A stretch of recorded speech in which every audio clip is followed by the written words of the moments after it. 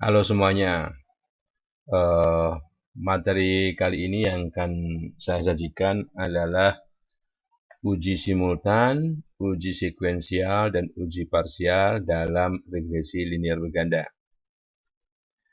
Eh, kita ambil teladan dengan data yang nggak usah banyak-banyak, yaitu di sini ada hubungan antara output dan total biaya atau total cost. Di sini ada 10 pasang data, ya. Karena untuk teladan memang saya bikin sedemikian rupa sehingga datanya tidak banyak dan dapat dan mudah dicerna, ya. Yaitu hubungan seperti ini, ya. Nah, untuk mengetahui pola hubungan antara eh, total cost ini, ya, dan output penggunaan dan outputnya, kita gunakan diagram pencar, ya, atau scatter plot, ya. Nah, kalau data ini plotkan, kita plotkan begini dengan diagram pencarnya atau scatter plotnya. Ini satu di sini, 193 di sini, 2, 226 dan seterusnya, ya. Sampai data yang ke-10 atau output 10, di sini 420. Nah, kalau kita lihat ini ada kecenderungan, naik, ada kecenderungan naik kan? Naiknya apakah dia ini linear, apakah bisa dibilang kuadratik begini, atau bahkan sampai kubik. Nah, kita lihat, andaikan misalnya kita asumsikan jangan-jangan nih kubik gitu ya. Jadi kubik begini, ya. Eh, apa yang harus kita lakukan? Nah, andaikan data tersebut misalnya diasumsikan bentuknya kubik, maka bahwa total cost itu sama dengan konstanta plus output plus konstanta kali output linear, ya, plus konstanta berikut atau parameter regresi berikutnya output kuadratik plus parameter berikutnya yang ketiga outputnya kubik, ya. Nah, di sini komponen output linear, kuadratik, dan kubik secara bersama-sama, ya, dan jadi kan makanya di sini ada kata penghubungnya dan output linear, output kuadratik, dan kubik tidak mempengaruhi total cost. Artinya ini simultan, barengan, ya. Nah, negasinya, hipotesis satunya itu negasi hipotesis nol, tidak benar bahwa komponen output linear, kuadratik, dan kubik itu tidak mempengaruhi total cost. Nah, artinya sedikitnya ada salah satu komponen, entah linear, entah kuadratik, atau kubik yang mempengaruhi total cost. Makanya negasi dari ini adalah atau. Ya. Atau itu bisa salah satu, bisa jadi semuanya. Ya. Oke. Nah, dengan bantuan Microsoft Excel kita sudah eh, bisa mendapatkan hasilnya seperti ini, ya, hasilnya seperti ini. Eh, kita lihat di tampilan Excel-nya, ya, tampilan Excel-nya, ya, ini eh, dengan add-in Excel, ya, sama aja di sana sih sebetulnya, ya. Untuk kalau misalnya ini tahapannya ini linear, ya, linear, ya, linear itu hanya output saja, ya. Kemudian di bawahnya ini eh, output dan output kuadrat. Dan yang terakhir adalah output, output kuadrat, dan output pangkat 3. Nah, jadi untuk yang sampai tiga-tiganya kita pakai di sini, ya, yang ketiga-tiganya kita pakai, ini hasilnya seperti ini. Menunjukkan bahwa regresinya ada 3 komponen, yaitu komponen ini output linear, kuadratik, kubik, ya, belajar bebasnya 3. Dan ini menghasilkan nilai signifikansi F-nya sangat kecil, ya, sangat kecil. Oke. Nah, dan di sini kita lihat R kuadratnya atau koefisien determinasinya 0,9983. Artinya bahwa apa namanya data tersebut, ya, sudah, jadi total cost itu sudah bisa diterangkan oleh ketiga komponen linear, kuadratik, dan kubik itu sangat baik sekali, 99,83%. Jadi hasil ini menunjukkan bahwa karena nilai signifikansi F di sini sangat kecil, jauh lebih kecil dari 1%, maka berdasarkan data sampel terdapat cukup bukti bahwa sedikitnya ada salah satu komponen linier, kuadratik, atau kubik yang mempengaruhi total cost. Ya, kita kalau di sini hanya mengatakan begitu saja. Kalau mau tahu lagi apakah yang linier, apakah yang kuadratik, atau yang kubik, atau kombinasi keduanya, atau ketiga-tiganya, kita lihat nanti satu persatu cara mengujinya. Nah, oke. Nah, jadi untuk melihat satu persatu, ya, ini uji parsial ini, bahwa oke, linearnya berpengaruh apa enggak? H0-nya tidak mempengaruhi, tandingannya mempengaruhi ya. Negasi dari tidak, berarti tidaknya hilang ya. Tidak mempengaruhi, jadi mempengaruhi. Demikian juga. Jadi untuk yang pertama ini kita gunakan ini output ya. Kita baca nilai peluang di sini ya. Nilai koefisiennya sih ini 63,4777. Ini koefisien dari output yang linear, output saja ya. Koefisien dari output ini ternyata sangat-sangat signifikan karena nilai peluang di sini jauh lebih kecil dari 1%. Artinya berdasarkan data sampel terdapat cukup bukti bahwa output linear itu mempengaruhi total cost. Dan 63 itu tidak bisa dianggap sama dengan 0 karena 63, sekian ya. Tidak bisa dianggap sama dengan 0. Bagaimana dengan output yang kedua? Ini komponen yang kuadratiknya. Nilainya negatif. Ya, min 12,9615. Apakah ini signifikan? Ya, karena nilai peluang di sini jauh lebih kecil dari 1%, jauh lebih kecil dari 1%. Artinya output kuadratiknya pun ya itu mempengaruhi total cost responnya ya sebagai respon. Dan yang ketiga kubiknya, pengaruh kubiknya. Pengaruh kubiknya itu walaupun 0,9396 ya. Ini parameter regresinya, koefisien regresinya 0,9396. Itu dari pengujian juga sangat signifikan ya, sangat signifikan. Nah, artinya baik komponen linear, kuadratik maupun kubiknya sangat signifikan. Ini bisa dilihat dari gambar ini kalau kita mau melihat tren linearnya ini linearnya ya. Tadi linearnya walaupun ada agak ini dikit, walaupun agak ada pengaruh dikit, ini agak keluar dikit begini, ini kuadratiknya kira-kira begitu. Demikian juga ini kubiknya. Demikian juga kubiknya ya. Kubiknya juga signifikan. Dan kubiknya. Oke. Nah, itu di sini uji parsial menggunakan statistik T ya. Statistik T. Signifikansi atau signifikansi pengaruh di sini itu bisa dilihat selain menggunakan nilai P itu juga di sini nilainya. Ini adalah selang kepercayaan atau interval kepercayaan untuk masing-masing parameter ini. Ini hanya salah satu nilai dari estimasi nilai parameter yang sesungguhnya. Berapa nilai parameter yang sesungguhnya di sini? Nah, kita menggunakan derajat keyakinan. Kalau 95%, nilai sesungguhnya itu terletak di antara 51,7 sampai 75,1. Tapi kalau kita semakin yakin, tambah yakin, 99% misalnya, letaknya ini selangnya tambah lebar nih, dari 45 sampai 81 ya. Itu untuk komponen linearnya, komponen kuadratiknya, komponen kubiknya. Ini bisa lihat. Kenapa ini signifikan? Ini lihat dari plus ke plus, tidak melewati angka 0. Ini juga tidak melewati angka 0 ya. Ini dari min ke min, tidak lewat angka 0. Jadi makanya ini signifikan negatif. Demikian juga yang ini.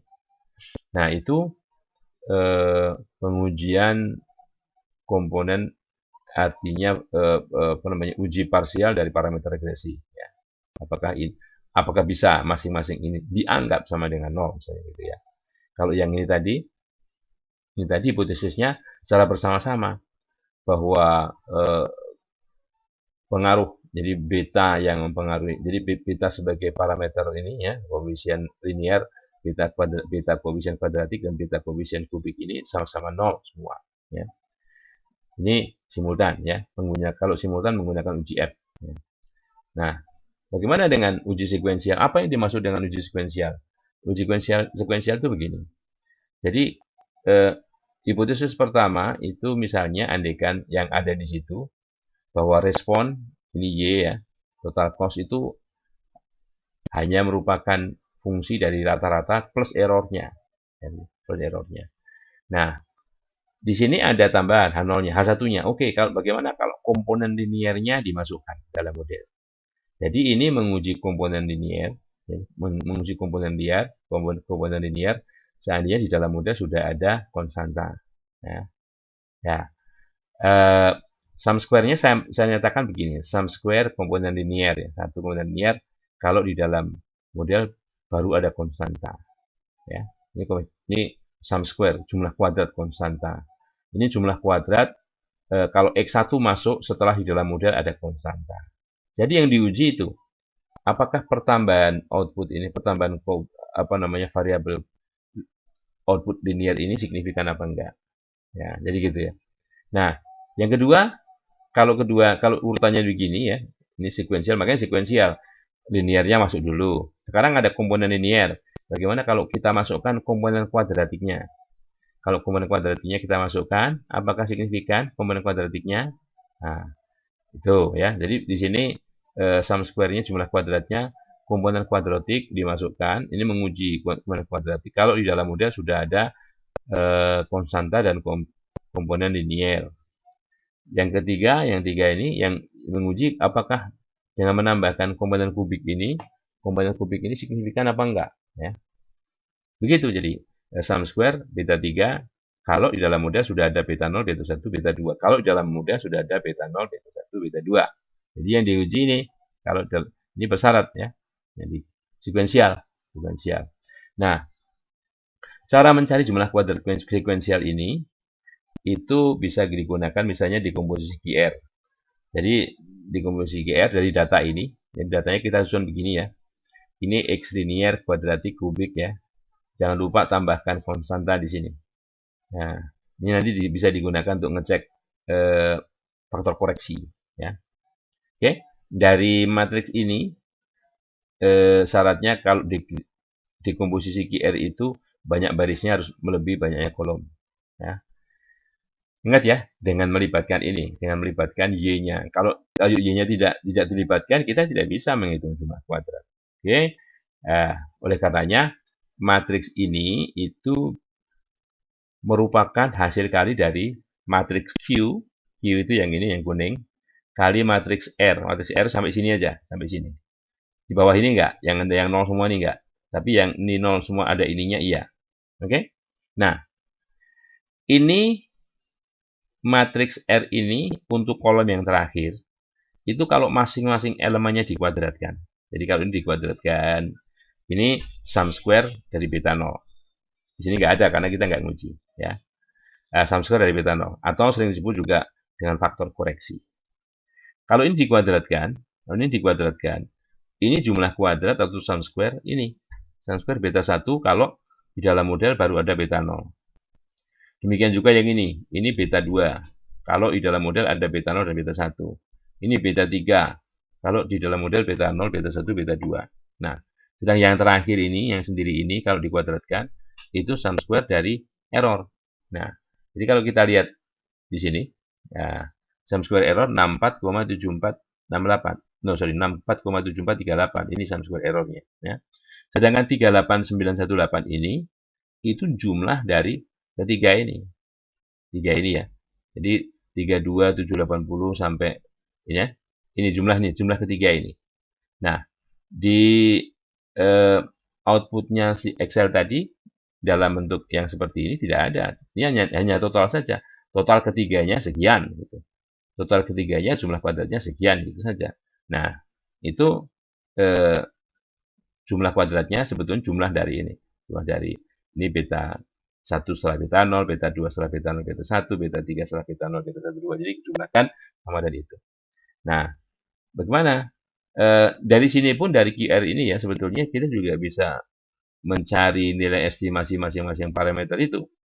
Yang cara mencarinya bahwa kita cari kebalikan dari ini. Cari kebalikan dari ini kali vektor ini. Atau kalau ini bisa dianggap sebagai persamaan, ini 3,16 beta 0 topi tambah 17,39 beta 1 topi tambah 121,7477 beta 2 topi. Ini beta 2 topi ya. Tambah sekian dari beta 3 topi sama dengan ini.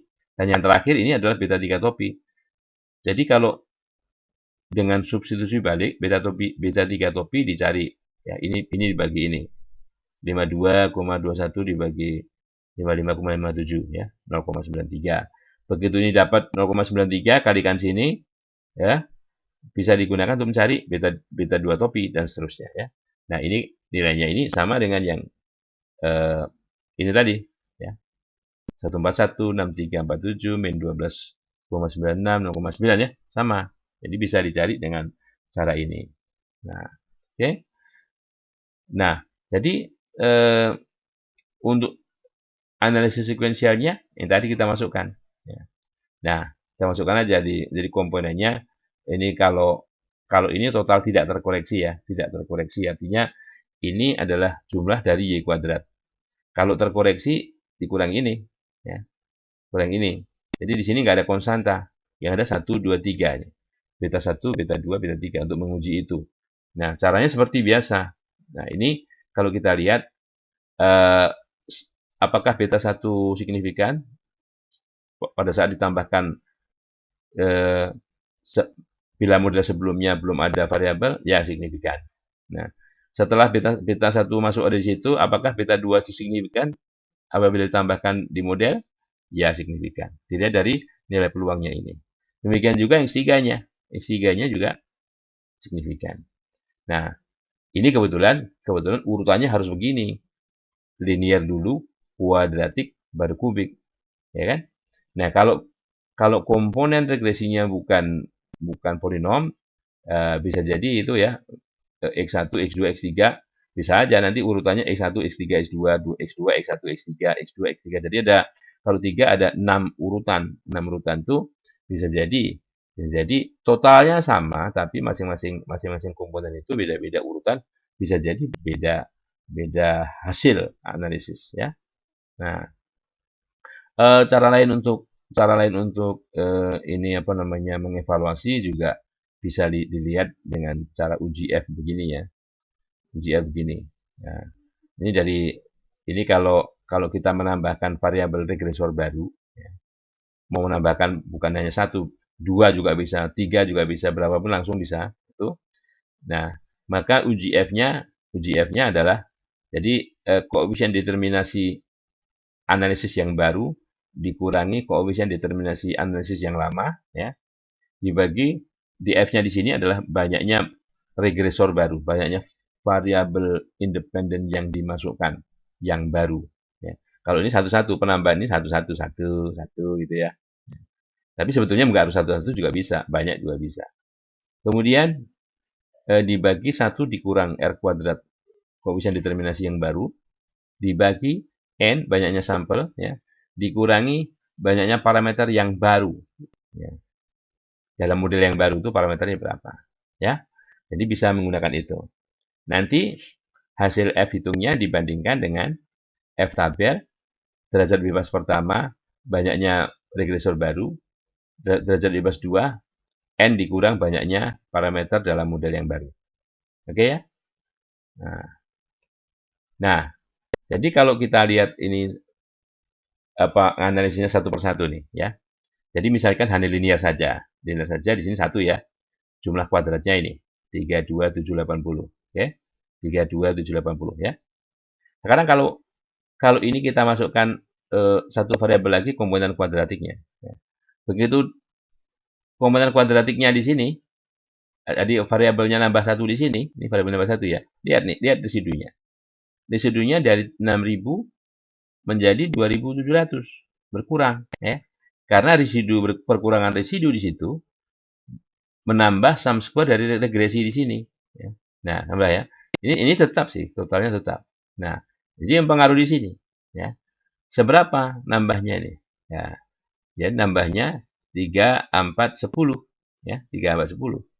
Oke. Dari 32 780 ke 36191 3410. Demikian juga dari kuadratik ke kubik ini, lihat. Dari kuadratik ke kubik, ini menjadi 38 nih. Nah, errornya menjadi semakin kecil. Artinya, bagus, semakin ditambahkan variabelnya, errornya semakin kecil.